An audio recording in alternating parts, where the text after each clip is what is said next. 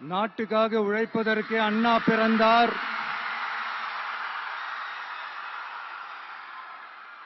பொது நலத்தில் தானே நாள் முழுக்க கண்ணாய் இருந்தார் அப்படின்ட்டு எம்ஜிஆர் அவர்கள் ஒரு பாட்டு ஒண்ணு பாடி இருக்கிறாங்க, கேட்டிருப்பீங்க. அப்படிப்பட்ட நம்ம காஞ்சி தலைவர் அறிஞர் அண்ணா அவர்கள் பிறந்த மாவட்டம் தான் இந்த காஞ்சிபுரம் மாவட்டம்.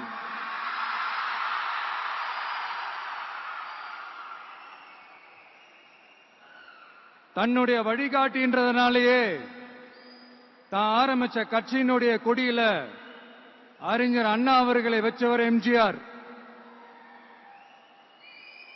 ஆனா அறிஞர் அண்ணா அவர்கள் ஆரம்பிச்ச அந்த கட்சிய அதுக்கப்புறம் கைப்பற்றினவங்க என்னெல்லாம் பண்றாங்கன்னு நான் சொல்லிதான் உங்களுக்கு தெரியணுமா என்ன? மக்களே, உங்களுக்கு தான் அது நல்லா தெரியுமே.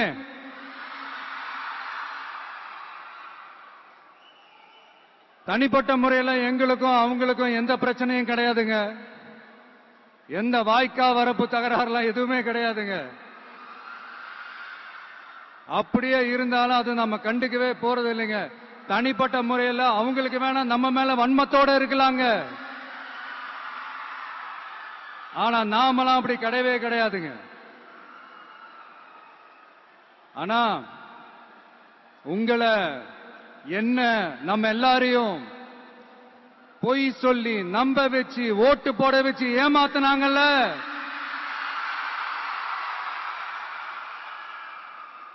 அப்படி ஏமாத்தி ஆட்சிக்கு வந்து நல்லது செய்யற மாதிரி நடிக்கிறாங்கல்ல, நாடகம் ஆடுறாங்கல்ல,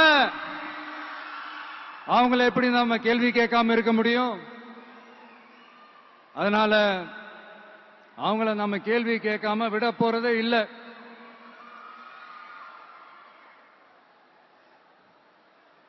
இதை ஏன் நான் காஞ்சிபுரம் மாவட்டத்தில் இருந்து நான் சொல்றேன்னா, தெரிஞ்சோ தெரியாமலோ இந்த மாவட்டத்துக்கும் நமக்கும் ஆட்டோமேட்டிக்காவே ஒரு கனெக்ஷன் ஒன்று ஏற்படுதுங்க.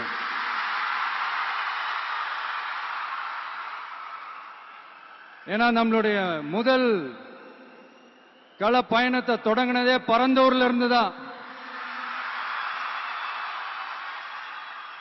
பரந்தூருக்கு போய் அந்த மண்ணில நின்று அந்த மக்களுக்காக கேள்வி கேட்டதும் இதே அண்ணா அவர்கள் பிறந்த காஞ்சிபுரம் மாவட்டம் தான்.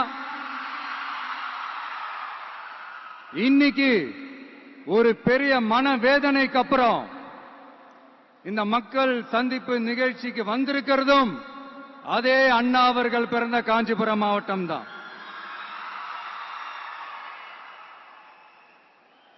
அதனால நமக்கு எல்லாமும் கொடுத்த நம்ம மக்களுக்காக எல்லா நல்லதையும் செய்யணும். அதுவும் சட்டப்பூர்வமாக செய்யணும், அங்கீகாரத்தோட செய்யணும், அதிகாரப்பூர்வமாக செய்யணும், ஒட்டுமொத்த தமிழ்நாட்டு மக்களுக்கும் செய்யணும், ஒரே மாதிரி செய்யணும், ஒரே எண்ணத்தோட செய்யணும். அந்த ஒரே லட்சியத்தோட தான் நாம் அரசியலுக்கே வந்திருக்கிறோம். அதனாலதான் மக்களிடம் செல் அப்படின்னு சொன்ன அண்ணாவை கையில் எடுத்தோம். அவங்க சொன்ன மாதிரி மக்களை நோக்கி போறோம். ஆனா மக்களிடம் செல்னு சொன்ன அண்ணாவை மறந்தது யாரு?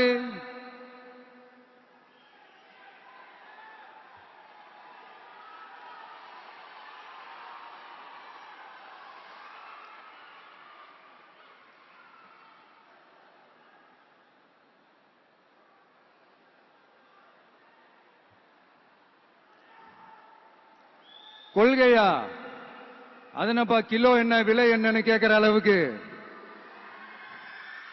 அப்படி ஒரு கட்சியை ஒண்ணு நடத்திக்கிட்டு அந்த கட்சியினுடைய தலைவர் தமிழ்நாட்டு முதல்வர் சொல்றாரு, நமக்கு கொள்கை இல்லையா? எப்படி? நமக்கு கொள்கை இல்லையா? பிறப்புக்கும் எல்லா உயிருக்கும்னு ஒரு அடிப்படை கோட்பாட்டை நம்ம கட்சியினுடைய ஒரு முக்கிய கோட்பாட்டை அறிவிச்ச நமக்கு கொள்கை இல்லையா? எல்லாருக்கும் எல்லாமும் கிடைக்கணும், சமூக நீதி கிடைக்கணும். அந்த சமூக நீதி உண்மையான சமூக நீதியா இருக்கணும். சாதிவாரி கணக்கெடுப்பு நடத்தணும்னு ரொம்ப ஸ்ட்ராங்கா சொன்ன நமக்கு கொள்கை இல்லையா? CAA அறிவிச்சதுக்கு அப்புறம் அப்ப நம்ம கட்சி ஆரம்பிக்கிறதுக்கு முன்னாடியே எதிர்த்த நமக்கு கொள்கை இல்லையா? வகுப்பு சட்டத்தை எதிர்த்து உச்ச நீதிமன்றத்துக்கு முதல்ல போன நமக்கு கொள்கை இல்லையா? நீட்ட வந்தா ஒழிச்சிருவேன், நீட்ட வந்தா அழிச்சிருவேன், ஆட்சிக்கு வந்தவனே ரத்து செய்யறது நீட்ட தான், அப்படி இப்படின்னு கதையெல்லாம் விடாம கல்விய மாநில பட்டியல சேர்க்கணும்னு சொன்னதோட மட்டும் இல்லாம அதுக்கு ஒரு இடைக்கால தீர்வை சொன்ன நமக்கு கொள்கை இல்லையா? சமத்துவம் சம வாய்ப்புன்னு ரொம்ப ஸ்ட்ராங்கா சொன்ன நமக்கு கொள்கை இல்லையா? இப்படி கொள்கையை வெறும் பேச்சில மட்டுமே பேசிக்கிட்டு எல்லா கொள்கையும் அண்டர் கிரவுண்ட்ல அடக்கி வச்சுக்கிட்டு என்னமோ இவங்களுக்கு மட்டும்தான் எல்லா கொள்கையும் குத்தகைக்கு எடுத்த மாதிரி. இவங்க கொள்கையே கொள்ளை தானே. எப்படி? இவங்க கொள்கையே கொள்ளை தானே. இதெல்லாம் மக்களுக்கு யாருக்கும் தெரியாதுன்னு நினைச்சிட்டு இருக்கீங்களா?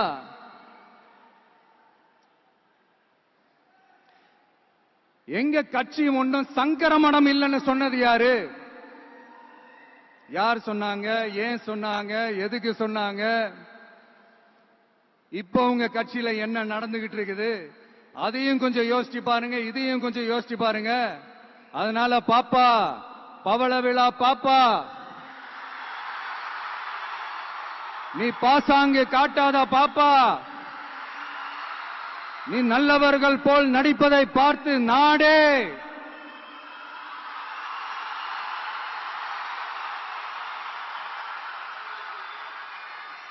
பாப்பான்னு சொன்னோம். அப்ப கூட பாத்தீங்கன்னா பாப்பான்றது ரொம்ப ஆசையா பாசமா சாப்பிட்டா தான் சொன்னோம். அதையே நீங்க அதிர்ச்சியா எடுத்துக்கிட்டீங்கன்னா அதுக்கு நாங்க என்ன பண்றது? அதே நீங்க விமர்சனம்னு சொன்னீங்கன்னா நாங்க என்ன பண்றது? இன்னும் நாங்க விமர்சனம் செய்ய ஸ்டார்ட் பண்ணவே இல்லையே, இன்னும் நாங்க அடிக்க ஸ்டார்ட் பண்ணவே இல்லையே, அதுக்குள்ள அலர்னா எப்படி?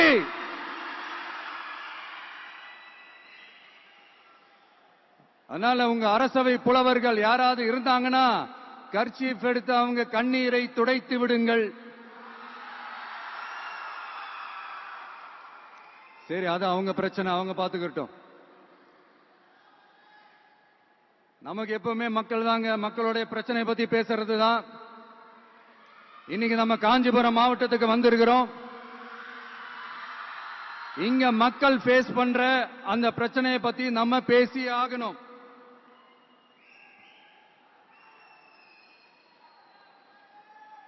இந்த காஞ்சி மண்ணை வாழ வைக்கிற ஜீவ நதி பாலாறு, உயிர் நதி பாலாறு. இந்த மக்களோட உயிரோடவும் ரத்தத்தோடும் கலந்து ஓடுவது பாலாறு. அந்த பாலாறை இன்னைக்கு பெரியார் பெயரையும் அண்ணா பெயரையும் சும்மா பேருக்கு வச்சுக்கிட்டு ஆட்சி நடத்துறவங்க என்ன பண்றாங்க தெரியும்ல? சுரண்டிட்டாங்க, கொள்ளையடிச்சிட்டாங்க, நாசம் பண்ணிட்டாங்க, மோசம் பண்ணிட்டாங்கன்னு இன்னும் என்ன வேணாலும் சொல்லலாம். ஆக மொத்தம் அழிச்சிட்டாங்க. இத நான் ஏதோ போற போக்குல ஏதோ அடிச்சு விடலங்க, ஆதாரத்தோட தான் சொல்றேன். அனுமதிக்கப்பட்ட அந்த லெவலை தாண்டி 22,70,000 யூனிட் மணலை கொள்ளையடிச்சிருக்கிறாங்க. ஆக மொத்தம் இதுல அவங்க அடிச்ச கொள்ளை எவ்வளவு தெரியுமா? ரொம்பலாம் இல்ல, கம்மி தான். 4,730 கோடி. கம்மி தான் இல்ல?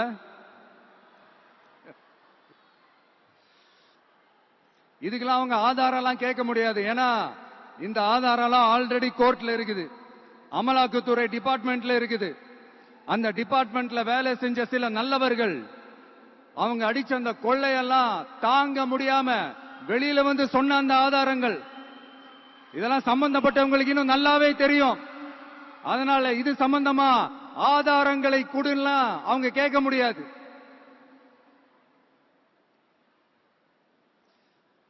மணலை கொள்ளையடிச்சா நீர்நிலைகள் அழியும், ஏரி குளம் கண்மாய் எல்லாம் அழியும். இதெல்லாம் அழிஞ்சா விவசாயம் அழியும், விவசாயம் அழிஞ்சு போனா விவசாயிகள் அழிஞ்சிருவாங்க. ஆக மொத்தம் நாம எல்லாரும் மொத்தமா அழிஞ்சு போக வேண்டியதுதான்.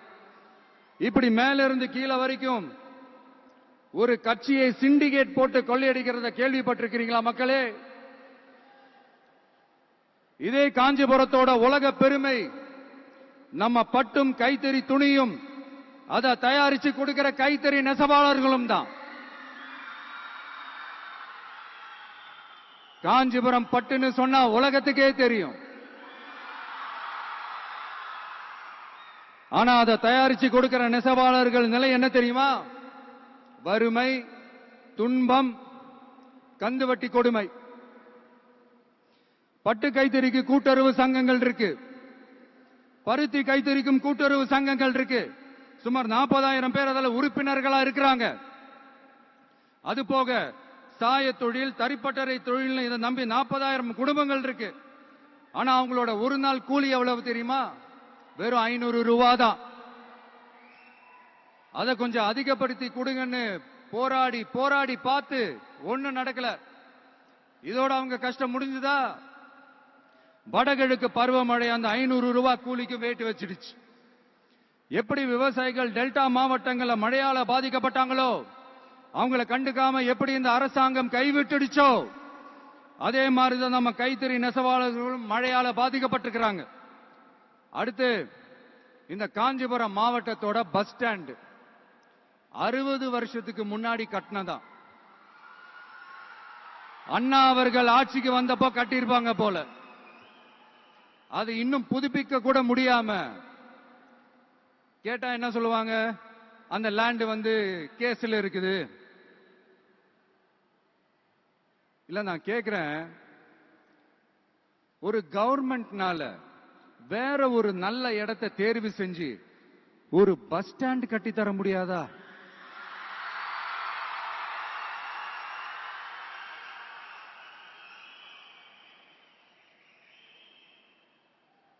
பிரச்சனை என்ன தெரியுமாங்க? அவங்களுக்கு மக்களை பத்தி யோசிக்கிறதுக்கே நேரம் இல்லை. அதுதான் பிரச்சனை.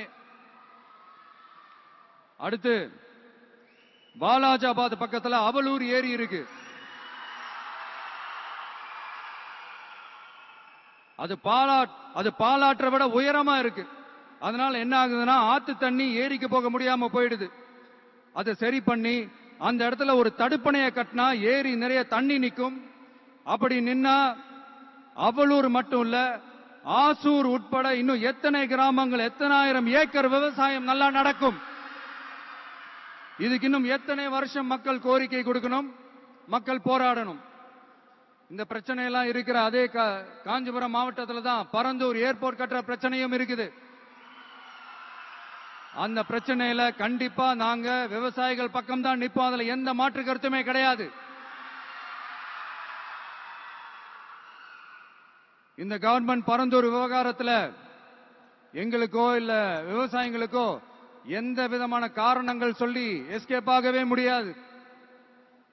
இப்படி மக்களுக்காக மக்களோட பிரச்சனைகளை எடுத்து பேசுறதுனால இப்ப ஆட்சியில் இருக்கிறவங்களுக்கு நம்ம மேல ஒரு ஆத்திரம் வரத்தானே செய்யும். அதனாலதான் நீங்க பாத்தீங்கன்னா சட்டசபையில் ஆரம்பிச்சு ஒரு சாதாரண நிகழ்ச்சி வரைக்கும் எல்லா மேடையிலையும் மேடைக்கு மேடை டிவிக்கே தான். டிவிக்கே அவதூறு, அவதூறு டிவிக்கே, டிவிக்கே அவதூறு, அவதூறு டிவிக்கே. இதுக்கெல்லாம் கண்டிப்பா நாங்க பதில் சொல்லுவோம், சொல்லாமலாம் இருக்க மாட்டோம். இப்ப கூட கரூரை பத்தி பேசுவேன்னு எதிர்பார்த்திருப்பாங்க. அதை நான் கொஞ்சம் அப்புறமா பேசுறேன். பட் இப்போ நம்மளுடைய விஷன் என்னன்னு சொல்லணும்னு நான் கொஞ்சம் ஆசைப்படுறேன். நம்ம ஆட்சிக்கு வந்தா, அது என்ன வந்தா,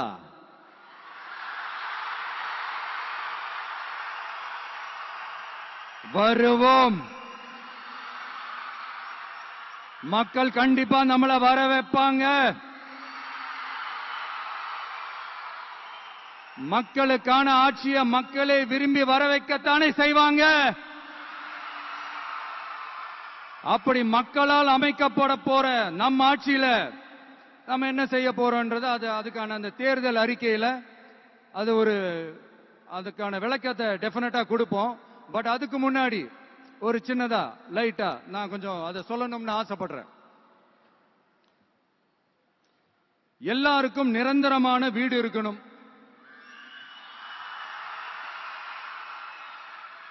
ஒவ்வொரு வீட்டுக்கும் ஒரு மோட்டார் சைக்கிள் வாகனம் உறுதியா இருக்கணும். காரும் தான் லட்சியம்.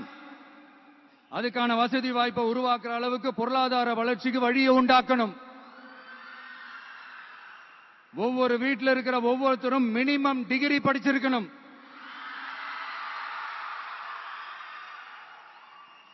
ஒவ்வொரு வீட்டிலையும் குறைந்தபட்சம் ஒருத்தருக்கு நிரந்தர வருமானம் கிடைக்கணும். அதுக்கான வேலை வாய்ப்பை உருவாக்கணும். அதுக்கு தகுந்த மாதிரி கல்வியில பாடத்திட்டத்தில் சீர்திருத்தம் செய்யணும். கவர்மெண்ட் ஹாஸ்பிட்டல்ஸுக்கு மக்கள் எல்லாரும் பயம் இல்லாம நம்பி போற மாதிரி மாத்தணும். பருவமழை காலத்துல ஏற்படுற வெள்ளத்தால ஊரும் சரி மக்களும் சரி விவசாயமும் சரி பாதிக்கப்படாம இருக்கணும். அதுக்கு 4000 கோடி திட்டம்னு ஒரு உருட்டுனாங்களே, அந்த மாதிரி எல்லாம் எதுவும் இல்லாம உண்மையான ஒரு பாதுகாப்பு திட்டத்தை உருவாக்கணும். மீனவர்களோட, தொழிலாளர்களோட, நெசவாளர்களோட, அரசு ஊழியர்கள் மற்றும் ஆசிரியர்களோட கருத்து கேட்டு அவங்களுக்கான பாதுகாப்பு மற்றும் வளர்ச்சி திட்டங்களை உருவாக்கணும். உருவாக்குறது மட்டும் இல்ல, அதை செயல்படுத்தணும். முக்கியமா இண்டஸ்ட்ரியல் டெவலப்மெண்ட்ஸ்ல கான்சென்ட்ரேட் பண்ணணும். எல்லாத்தையும் விட ரொம்ப ரொம்ப முக்கியம், சட்டம் ஒழுங்க ரொம்ப ஸ்ட்ரிக்டா வச்சிருக்கணும். நம்மளுடைய அம்மா, அக்கா, தங்கச்சிகள், அவங்களுடைய பிள்ளைகள், குழந்தைகள் எல்லாருக்கும் பாதுகாப்பை, அதுவும் உண்மையான ஸ்ட்ராங்கான பவர்ஃபுல்லான பாதுகாப்பை உண்டாக்கணும். அண்ணா யூனிவர்சிட்டியில நடந்த அந்த பெண்ணுக்கு நடந்த அந்த பிரச்சனை மாதிரியோ, இல்ல கோவையில நடந்த அந்த கல்லூரி பெண்ணுக்கு நடந்த பிரச்சனை மாதிரியோ அதெல்லாம் நடக்க விடவே கூடாது. நம்ம வீட்டு பெண்கள் ஸ்ட்ராங்கா, பயமே இல்லாம தைரியமா இருக்கணும்.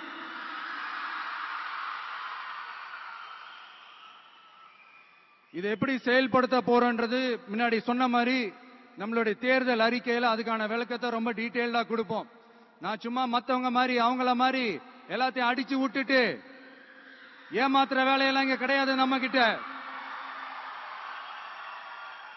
நான் மறுபடியும் சொல்றேன், நம்ம அரசியலுக்கு வந்தது உங்களுக்கு நல்லது நல்லது நல்லது மட்டுமே செய்யறது தான். எங்களுக்கு வேற எந்த அஜெண்டாவும் கிடையாது. அதனாலதான் பாத்தீங்கன்னா கொள்கை எதிரி யாரு, அரசியல் எதிரி யாருன்னு திட்டவட்டமா சொல்லிட்டு அது வெளியே சொல்லிட்டு களத்துக்கு வந்திருக்கிறோம். அதுல எந்த விதமான குழப்பமோ எந்த விதமான ஊசலாட்டமோ எதுவுமே இருக்க போறதில்ல. இந்த விஜய் சும்மா எதையும் சொல்ல மாட்டான். ஒன்னு சொன்னா அதை செய்யாம விட மாட்டான். அது மக்களுக்கு நல்லாவே தெரியும். அப்புறம் ஒரு அதிசயம் சொல்ல முடியாது, இது ஒரு கண்டுபிடிக்க முடியாத ஒரு உண்மைன்னு சொல்லலாம். அது என்னப்பா, அது தற்குறியா?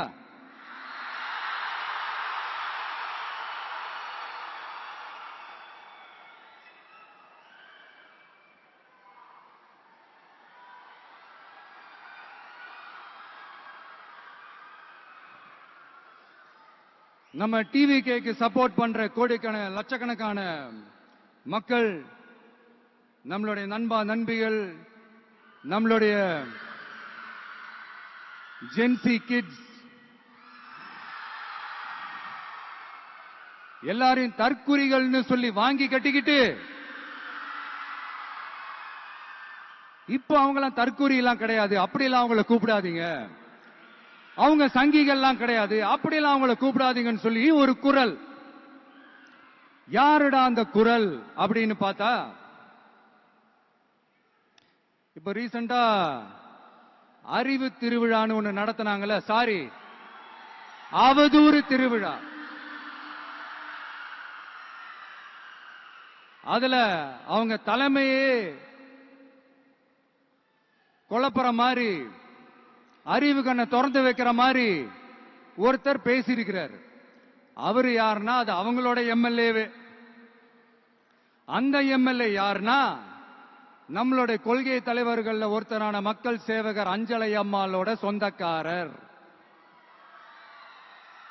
என்னடா இது இப்படி ஆகி போச்சு? டிவிகேக்கு சப்போர்ட் பண்ற மாதிரி நம்ம கட்சியிலிருந்தே ஒரு குரல் வருதுன்னு சொல்லி தலைமையில ஃபுல்லா கன்ஃபியூஷன். அந்த கன்ஃபியூஷன் இதோட நிக்காது. அந்த ஆதரவு குரல் ஒரு வீடு விடாம, ஒரு இடம் விடாம, எல்லா இடத்திலையும், எல்லா வீட்லயும் இன்னும் பலமா எதிரொலிக்குதான் இல்லையான்னு பாருங்க. சும்மா பிளாஸ்ட் தான்.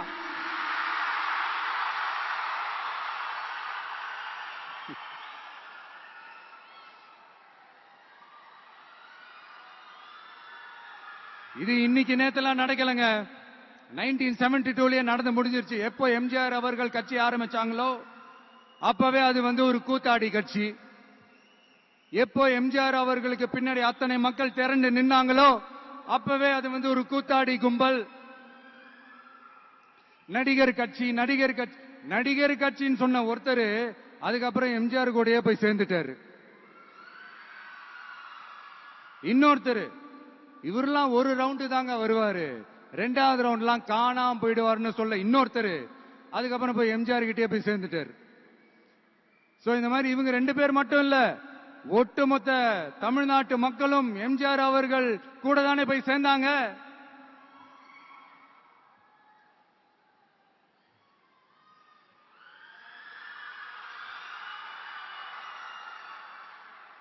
அதனால இது வரலாறு. இந்த வரலாறு நம்மளை விட அவங்களுக்கு இன்னும் நல்லாவே தெரியும். அதனாலதான் பாத்தீங்கன்னா 53 வருஷமா அதே கதறல்கள். கூத்தாடி கூட்டம், நடிகர் கட்சி, நடிகர் கூட்டம், இப்படி. மர்மயோகின்ற ஒரு படத்துல அவருடைய கேரக்டர் பேர் கரிகாலன். அதுல ஒரு சூப்பர் டயலாக் ஒன்னு சொல்லியிருப்பாரு. குறி வைத்தால் தவற மாட்டேன், தவறுமானால் குறியே வைக்க மாட்டேன்.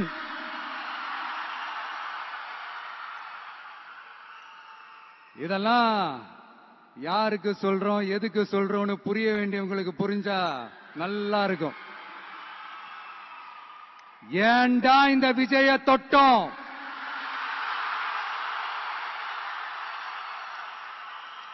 ஏண்டா விஜய் கூட இருக்கிற அந்த மக்களை தொட்டோம்? நினைச்சு ஃபீல் பண்ண போறீங்க.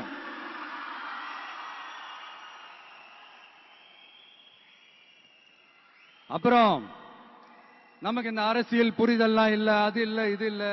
அப்புறம் நான் கேட்கிறேன், மக்கள் எல்லாரும் உங்களுக்கு தற்குறிகளா?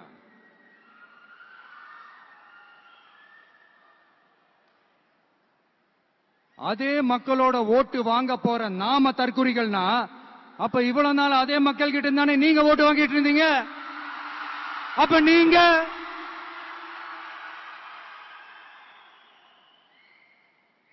அந்த மக்களுக்கு நீங்க காட்டுற மரியாதையும் நன்றியும் இதுதானா? ஒண்ணு மட்டும் சொல்றேன், எழுதி வச்சுக்கோங்க. இந்த தற்குறின்னு சொல்றீங்கல்ல, இந்த தற்குறிகள்லாம் ஒன்னா சேர்ந்துதான் வாழ்நாள் பூரா விடையை கண்டுபிடிக்காத முடியாத அளவுக்கு உங்க அரசியலே ஒரு கேள்விக்குறியாக்க போறாங்க.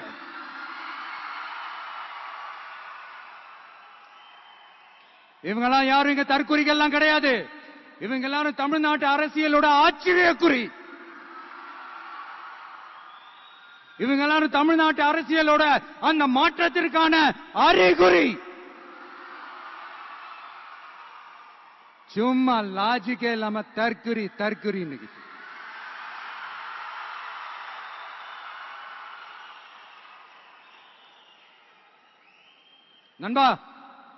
நம்பி